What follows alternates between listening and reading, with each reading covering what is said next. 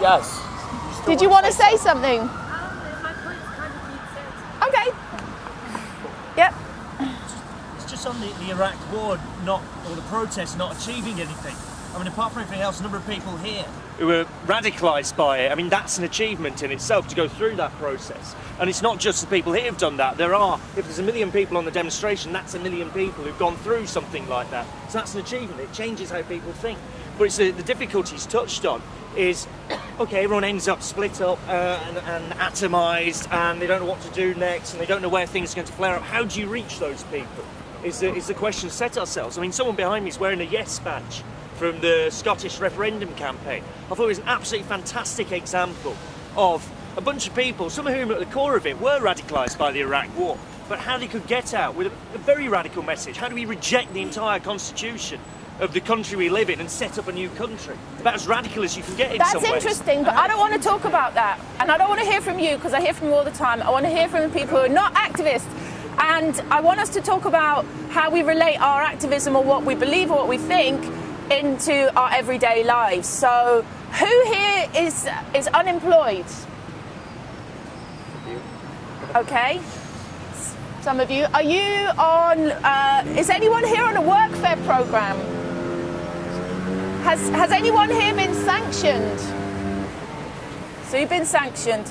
Have you ever been part of a group called Boycott Workfare? Or do you know about Boycott Workfare? What does sanction mean? So to be sanctioned is if you don't comply with a demand from the benefit office to look for work, to attend interviews, to do the job searches, to sign on. It can be any one of those things. And the sanction means you don't get your benefit, or it's stopped for a number of weeks, or it might be stopped for a number of months. And that creates a real struggle, doesn't it? That's a massive hardship. But you know, this is a really massive issue in this country.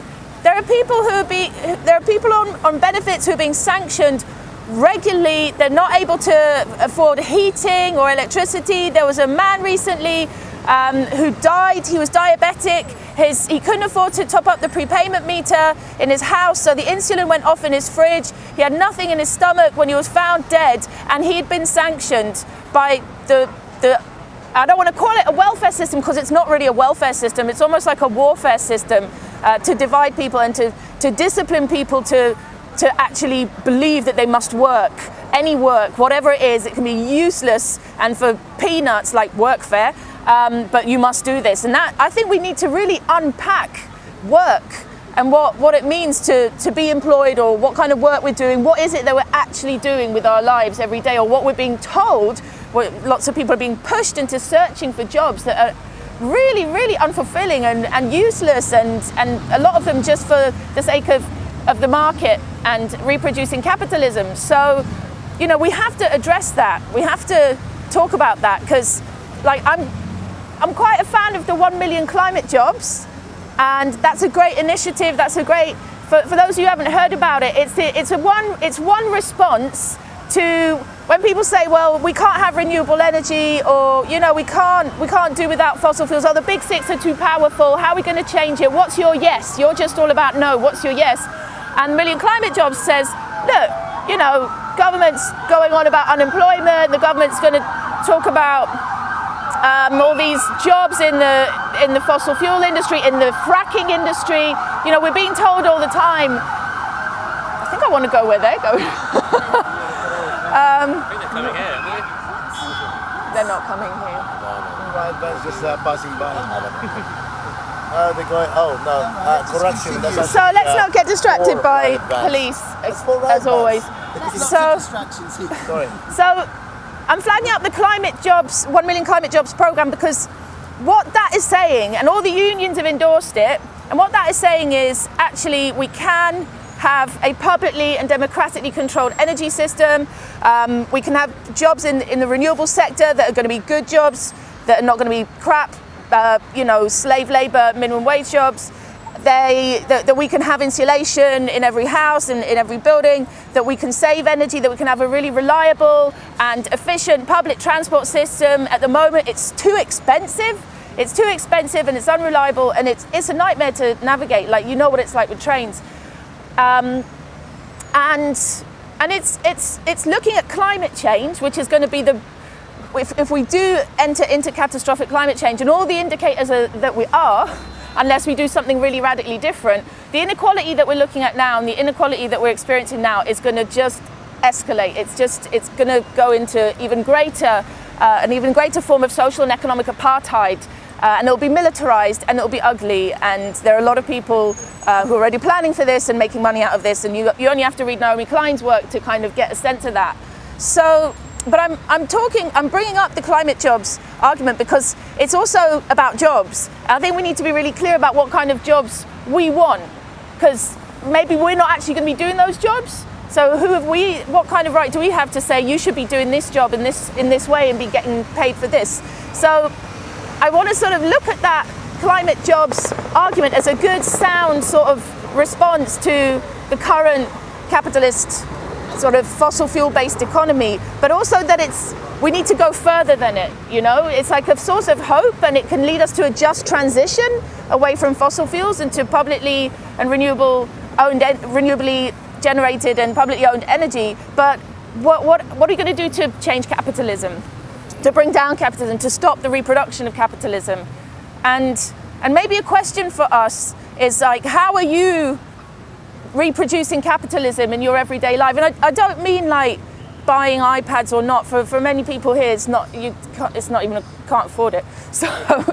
So you know, what are we going to do in our own lives? Like yesterday, I was on the United Friends and Families campaign march. Was anybody here on that march? No. That's over 3,180 people have died. Some of them killed, murdered, however you want to define it. But it's 3,180 people have died at the hands of the state in this country since 1969. It's mostly white people, but it's actually the black community that is more disproportionately represented in that figure. And over 50% of those people killed by police or by prison officers or in mental institutions, over 50% of them had mental health problems. And you know, we don't really hear about that, but that's happening. These killings, these murders, this impunity is happening. You know, we might see it in a very vivid way overseas in Iraq or in Afghanistan, but these sort of state killings with impunity are happening here as well. And I don't know if that relates to anybody's lives here. Maybe it doesn't. But what do you feel that you want to change? And be intimate about this. I want you to be intimate about this. I don't necessarily want us to talk about Iraq and Syria and these other places, and I want to, we can, but I want us to talk about our own lives. So I try to avoid Tesco's and the big stuff. No, but what do you want? I'm not talking about day to day, what you do when you don't buy in Tesco or you boycott Israeli goods or that kind of thing. It's more like, what do we really want? Do you want to see more of your family? Do you want to sleep more? You know, what are these sort of intimate things?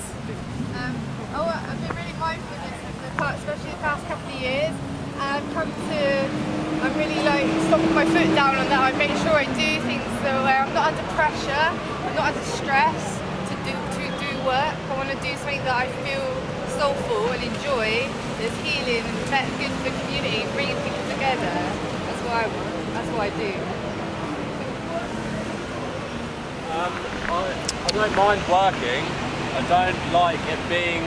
I want to do a job that actually serves a purpose. Like paint houses, and like people have nice houses to look at the inside.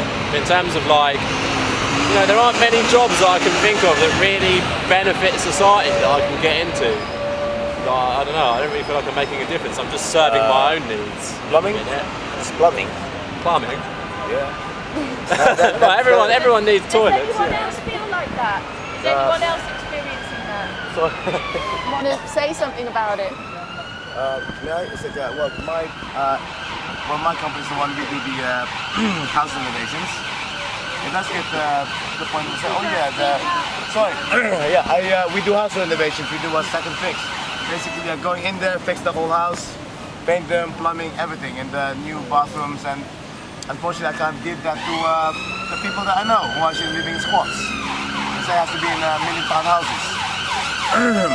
And some of the painters would actually say, oh yeah, we're working for a banker. This is one of the guys who actually destroyed the economy. I said, don't say anything. We haven't got paid yet. What? It's an ambulance, yeah, exactly.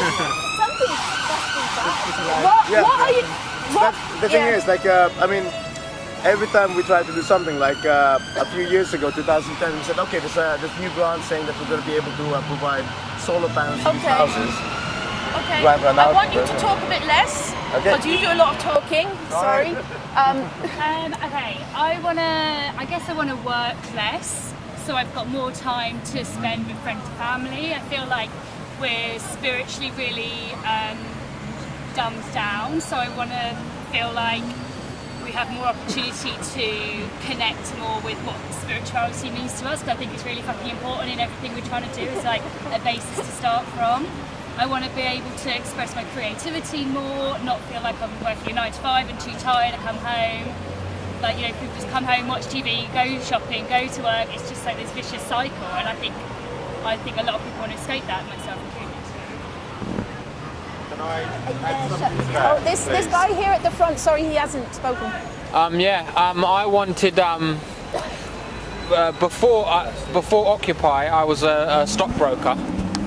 And I wanted money, I wanted to have a mansion and stuff like that, and then Occupy happened and I got really involved in it, and then I gave up the stockbroking.